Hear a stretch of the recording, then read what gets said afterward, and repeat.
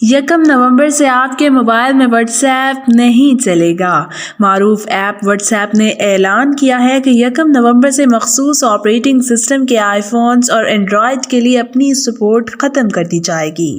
غیر ملکی خبر رساں ادارے کی رپورٹ کے مطابق یکم نومبر سے واٹس ایپ کی سروسز سے محروم ہونے والے 53 موبائل فونز میں آئی فون، سیمسنگ، ایل جی، سونی، ZTE، ہواوے اور دیگر شامل ہیں۔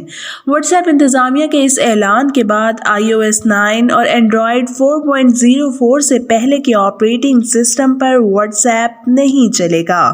رپورٹ کے مطابق واٹس ایپ نے ہدایت کی ہے کہ اگر صارفین واٹس ایپ کی سروسز اور ڈیٹا سے محروم نہیں ہونا چاہتے تو ورژن اپ ڈیٹ کر لیں۔ واٹس ایپ انتظامیہ کی جانب سے جاری کردہ فہرست میں شامل موبائل فونز پر یکم نومبر سے واٹس ایپ استعمال نہیں کیا جا سکے گا۔